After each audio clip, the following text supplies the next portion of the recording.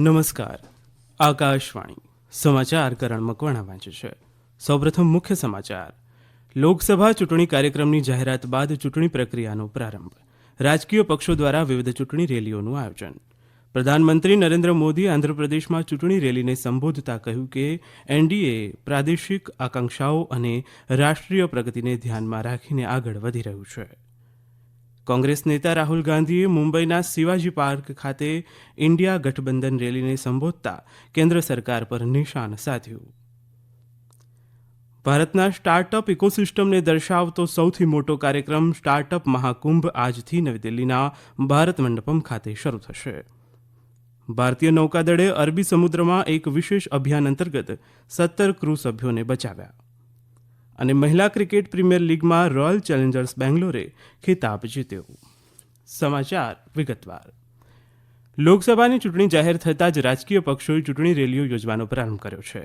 પ્રધાનમંત્રી અને ભાજપના વરિષ્ઠ નેતા નરેન્દ્ર મોદી આજે તેલંગાણાના જગતિયાળ ખાતે વિજય સંકલ્પ સભા સંબોધશે. શ્રી મોદી આજે 11:30 વાગ્યે જગતિયાળના ગીતા વિદ્યાલય ખાતે જાહેર સભા સંબોધશે. નિઝામાબાદ, કરીમનગર અને વેદ્રાપલ્લી સંસદીય ક્ષેત્રના ભાજપના ઉમેદવારો આ પ્રસંગે ઉપસ્થિત રહેશે. પ્રધાનમંત્રી નરેન્દ્ર મોદીએ ગઈકાલે આંધ્રપ્રદેશના વલનાડુ જિલ્લામાં એનડીએની પ્રથમ ચૂંટણી સભાને સંબોધતા કહ્યું કે એનડીએ પ્રાદેશિક આકાંક્ષાઓ અને રાષ્ટ્રીય પ્રગતિને ધ્યાનમાં રાખીને આગળ વધી રહ્યું છે. તેમણે કહ્યું કે સરકાર ખેડૂતોની નાનામાં નાની જરૂરિયાતો પર ધ્યાન આપી રહી છે.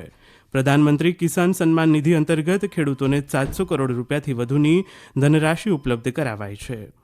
તેમણે નાગરિકોને વિકસિત ભારત માટે એનડીએને ચૂંટવા અનુરોધ કર્યો. આ ચૂંટણી રેલીમાં તેમના સાથી પક્ષો તેલુગુ દેશમ પાર્ટીના વડા ચંદ્રબાબુ નાયડુ તથા જનસેના પાર્ટીના વડા પવન કલ્યાણ પણ ઉપસ્થિત રહ્યા હતા. કોંગ્રેસ નેતા રાહુલ ગાંધીએ કહ્યું છે કે વર્તમાન ચૂંટણીમાં માત્ર ભાજપ અને કોંગ્રેસ વચ્ચે નહીં પણ બે વિચારધારાઓ વચ્ચે લડાઈ છે. દક્ષિણ મુંબઈમાં ગઈકાલે એક સભાને સંબોધતા શ્રી ગાંધીએ આ મુજબ જણાવ્યું હતું. તેમણે મુંબઈમાં મહાત્મા ગાંધીના નિવાસસ્થાન મણિભવનથી ઓગસ્ટ ક્રાંતિ મેદાન સુધી ન્યાય સંકલ્પ પદયાત્રા યોજી હતી.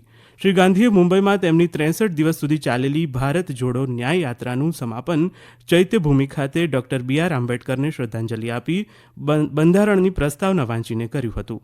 તેમણે મુંબઈના પ્રતિષ્ઠિત શિવાજી પાર્ક ખાતે INDAI ઇન્ડિયા ગઠબંધનની રેલીને સંબોધિત કરી હતી. રેલીમાં એનસીપીના શરદ પવાર, શિવસેના UBTના પ્રમુખ ઉદ્ધવ ઠાકરે, તમિલનાડુના મુખ્યમંત્રી અને DMKના વડા MK સ્ટાલિન, ઝારખંડના મુખ્યમંત્રી અને JMMના નેતા ચંપાઈ સોરેન, RJDના નેતા તેજસ્વી યાદવ, નેશનલ કોન્ફરન્સના પ્રમુખ ફારૂક અબ્દુલ્લા, આમ આદમી પાર્ટીના નેતા સૌરભ ભારદ્વાજ, PDP નેતા મહેબૂબા મુફ્તી સહિત ગઠબંધનના અગ્રણી નેતાઓ હાજર રહ્યા હતા. ભારતના સ્ટાર્ટઅપ ઇકોસિસ્ટમને દર્શાવતો સૌથી મોટો કાર્યક્રમ સ્ટાર્ટઅપ મહાકુંભ આજથી નવી દિલ્હીના ભારત મંડપમ ખાતે શરૂ થશે.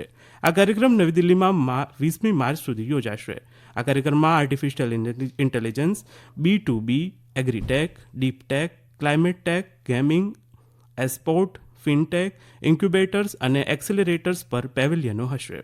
નવી દિલ્હીમાં પત્રકાર પરિષદમાં બોલતા DPIITના સચિવ રાજેશ કુમાર સિંહે જણાવ્યું કે આ પ્રકારની પ્રથમ ઇવેન્ટ છે જે રાષ્ટ્રીય રાજધાનીમાં આટલા મોટા પાયા પર આયોજિત કરવામાં આવી રહી છે.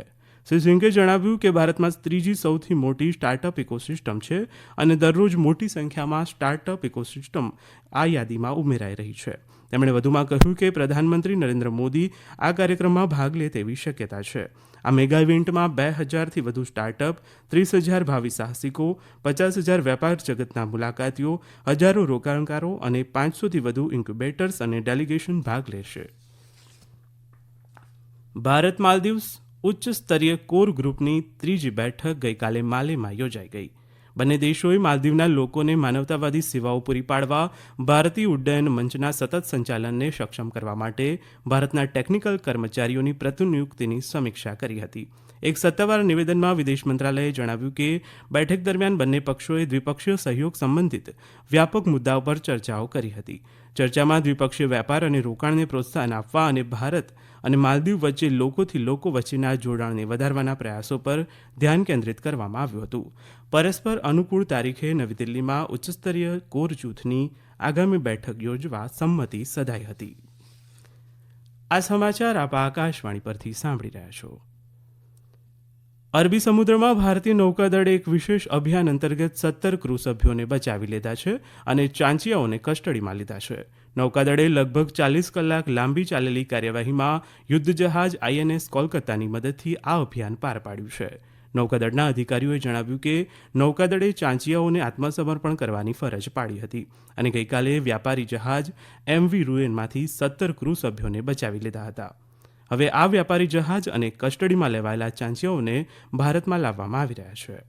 ઉલ્લેખનીય છે કે ગત ડિસેમ્બર માસમાં વ્યાપારી જહાજને હાઇજેક કરવામાં આવ્યું હતું, જેને ગત શુક્રવારે ભારતીય નૌકાદળે અટકાવ્યું. ત્યાં સુધી તે સોમાલી પાયરેટ્સના નિયંત્રણમાં હતું. પ્રવર્તન નિદેશાલય EDએ દિલ્હી જળ બોર્ડમાં કથિત અનિયમિતતા અંગેના મની લોન્ડરિંગ કેસમાં દિલ્હીના મુખ્યમંત્રી અરવિંદ કેજરીવાલને સમન્સ પાઠવ્યા છે.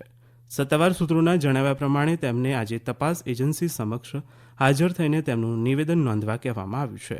EDએ દિલ્હી જળ બોર્ડ કેસમાં દિલ્હી સરકારના આ વિભાગ દ્વારા જાહેર કરાયેલા કોન્ટ્રાક્ટમાંથી મળેલી રકમ આપને ચૂંટણી ભંડોળ તરીકે આપવામાં આવી હોવાનો આરોપ મૂક્યો છે. ગયા મહિને એજન્સીએ આ તપાસ અભિયાનના ભાગરૂપે કેજરીવાલના અંગત મદદનીશ સહિત કેટલાક અન્ય લોકોના ઘર પર દરોડા પાડ્યા હતા. ઉલ્લેખનીય છે કે શ્રી કેજરીવાલ ઉપર મની લોન્ડરિંગ એક્ટ હેઠળ આ બીજો કેસ નોંધાયો છે, જેમાં કેજરીવાલને સમન્સ પાઠવવામાં આવ્યા છે. EDએ આ મહિનાની 21મી તારીખે એક્સાઇઝ પોલિસી કેસમાં કેજરીવાલને હાજર થવા માટે 9મી નોટિસ મોકલી છે.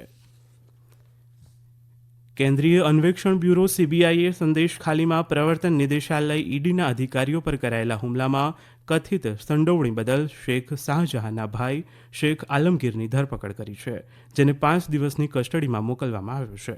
CBIએ ગઈકાલે આલમગીર સહિત અન્ય 2 આરોપીઓની પણ ધરપકડ કરી હતી.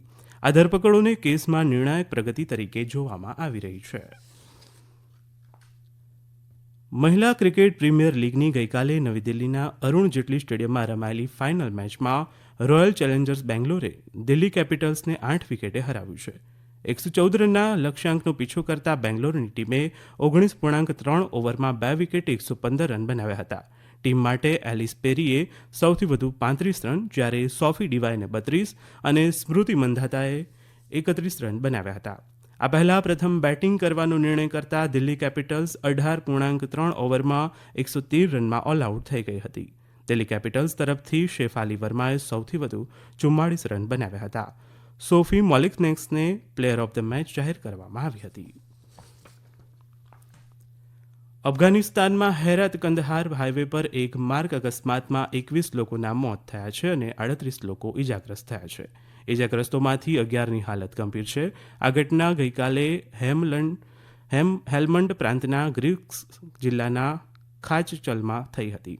સ્થાનિક અધિકારીઓએ જણાવ્યું કે અકસ્માત ત્યારે થયો હતો જ્યારે એક બસ એક મોટરસાયકલ સાથે અથડાઈ હતી, જે પાછળથી ઓઇલ ટેન્કર સાથે અથડાઈ હતી, જેને કારણે બંને વાહનોમાં આગ લાગી હતી.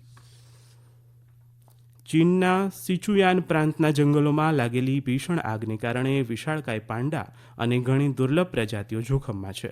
ચીનના સરકારી મીડિયાએ અહેવાલ આપ્યો છે કે શુક્રવારે યાજિયાંગ જંગલમાં આગ લાગી હતી અને તેજ પવનને કારણે સમગ્ર જંગલ વિસ્તારમાં આગ ફેલાઈ ગઈ હતી, જેના કારણે 11 ગામોને નુકસાન થયું હતું અને 3000થી વધુ લોકોને સલામત સ્થળે ખસેડવામાં આવ્યા છે. આ ઘટનામાં કોઈ જાનહાનિની માહિતી મળી નથી. અંતમાં મુખ્ય સમાચાર ફરી એકવાર. લોકસભા ચૂંટણી કાર્યક્રમની જાહેરાત બાદ ચૂંટણી પ્રક્રિયાનો પ્રારંભ. રાજકીય પક્ષો દ્વારા વિવિધ ચૂંટણી રેલીઓનું આયોજન. પ્રધાનમંત્રી નરેન્દ્ર મોદીએ આંધ્રપ્રદેશમાં ચૂંટણી રેલીને સંબોધતા કહ્યું, NDA પ્રાદેશિક આકાંક્ષાઓ અને રાષ્ટ્રીય પ્રગતિને ધ્યાનમાં રાખીને આગળ વધી રહ્યું છે. કોંગ્રેસ નેતા રાહુલ ગાંધીએ મુંબઈના શિવાજી પાર્ક ખાતે ઇન્ડિયા ગઠબંધન રેલીને સંબોધતા કેન્દ્ર સરકાર પર નિશાન સાધ્યું. ભારતના સ્ટાર્ટઅપ ઇકોસિસ્ટમને દર્શાવતો સૌથી મોટો કાર્યક્રમ સ્ટાર્ટઅપ મહાકુંભ આજથી નવી દિલ્હીના ભારત મંડપમ ખાતે શરૂ થશે. ભારતીય નૌકાદળે અરબી સમુદ્રમાં એક વિશેષ અભિયાન અંતર્ગત 17 ક્રૂ સભ્યોને બચાવી લીધા છે. અને મહિલા ક્રિકેટ પ્રીમિયર લીગમાં રોયલ ચેલેન્જર્સ બેંગ્લોરે ખિતાબ જીતી લીધો છે. આકાશવાણી પરથી સમાચાર પૂરા થયા.